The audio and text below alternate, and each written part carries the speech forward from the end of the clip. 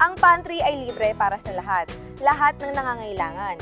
Maaring kumuha dito ng gulay, prutas, bigas, canned goods, bitamina at iba pa. Bahagi rin ng konsepto ng community pantry ay ang pagbibigay. Share your blessings, ika nga. Kung meron mang sobra, maaari mo itong ipamahagi upang makatulong sa iba.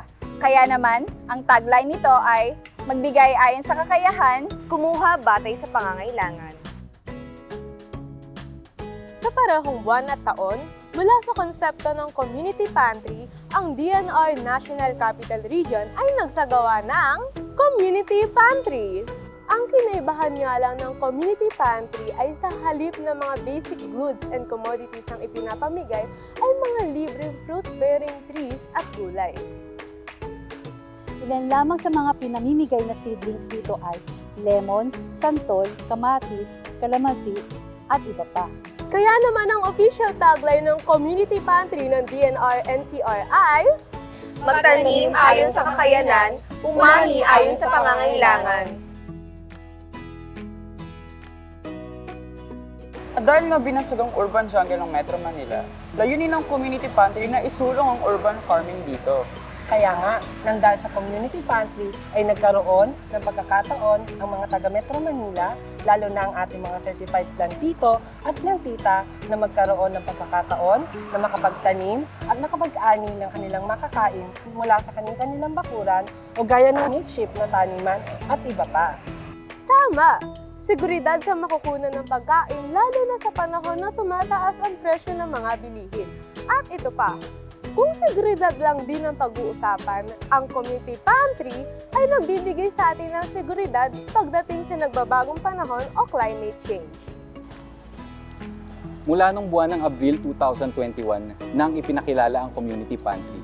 Ito ay naipagpatuloy at isinagawa ng iba't ibang lokal na pamahalaan ng Metro Manila. Mula community pantry, naipakilala rin ang rolling community pantry. mas naging matagumpay pa ang community pantry ng DNR-NCR nang maglabas ang DNR Forest Management Bureau ng isang memorandum na magsagawa ang iba't ibang regional offices ng community pantry para sa selebrasyon ng Philippine Arbor Day. Di lang ito isinagawa ng mga opisina ng DENR sa buong bansa.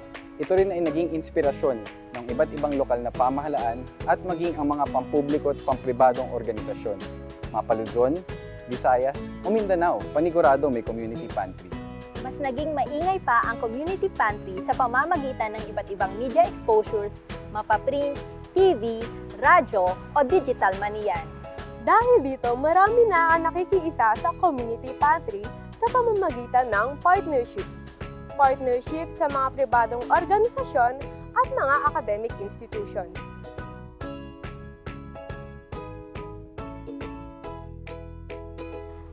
At yun na nga ang kwento ng community pantry ng DNR-NCR. Ano mang uri ng community pantry ang ating gawin, pantry man o pantry, iisa lang ang konsepto nito. Ang bayanihan. Kaya tara na! Tayo na! Magbayanihan para sa kalikasan!